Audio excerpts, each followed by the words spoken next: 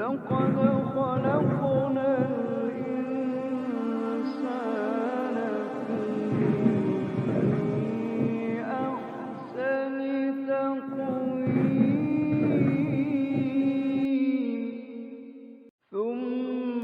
ثم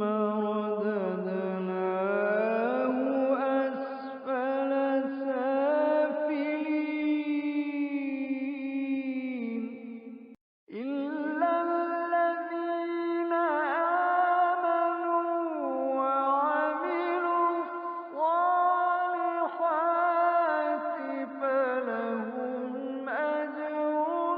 غير